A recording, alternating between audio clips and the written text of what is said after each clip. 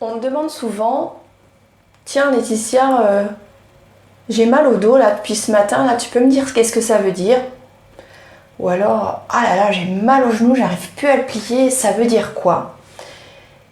Ce genre de questions, c'est vraiment des questions que je me posais lorsque j'avais mon hernie discale et que je cherchais des réponses.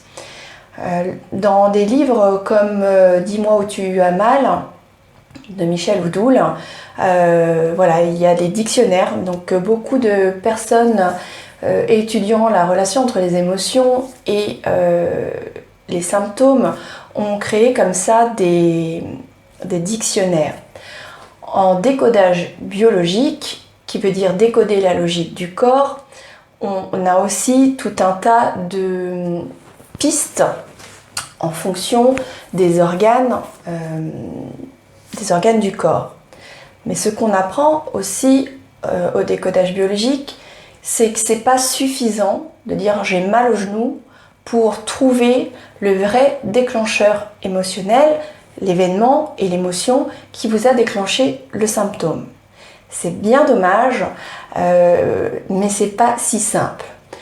En décodage biologique, on a besoin du diagnostic précis du médecin parce que l'indication, la piste que l'on donnera à la personne qui vient nous voir ne sera pas la même si les tendons, par exemple, sont atteints, ou alors si ce sont les ligaments, ou alors encore si ce sont les muscles.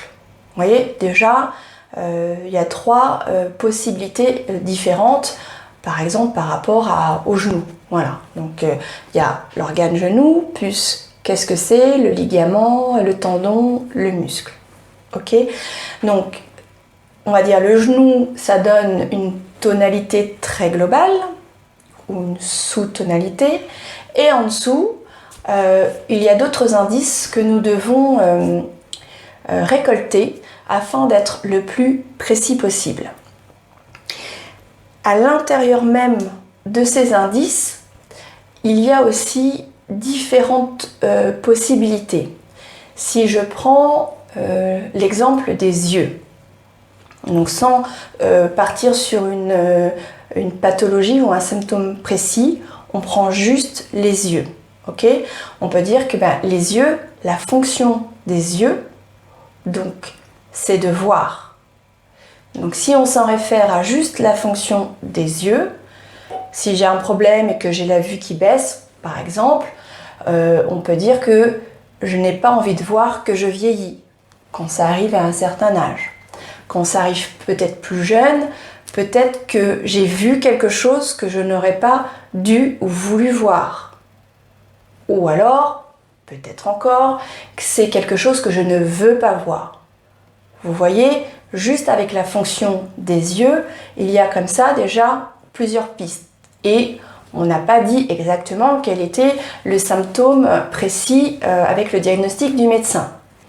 On peut se dire aussi que les yeux, si c'est dans une culture familiale où on a un petit peu peur, par exemple, des patrons ou des supérieurs, qu'il ne faut absolument pas les regarder en face et toujours baisser la tête et dire aller dans le sens du patron. Voilà.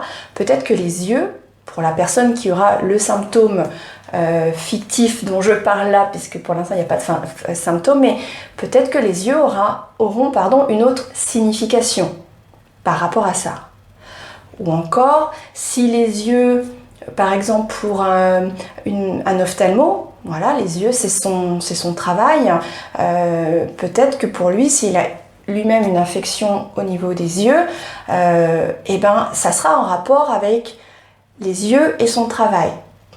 Donc, vous voyez la complexité en décodage de trouver, de cibler le pourquoi tu as ce symptôme-là et qu'est-ce qui l'a déclenché. C'est le général et avec tous les indices que l'on va récolter en posant des questions, on va essayer d'affiner la recherche et d'affiner ce qu'on appelle nous la phrase conflictuelle. On pourra aussi s'appuyer sur le vocabulaire utilisé pour la description du symptôme. Ça me lance, ça me tire, ça me chauffe, ça me gâche la vie. Voilà, tout ça, ça donne des indications qui sont à première vue inconscientes, mais qui peuvent affiner encore plus le pourquoi j'ai cette affection et qu'est-ce qui l'a déclenché.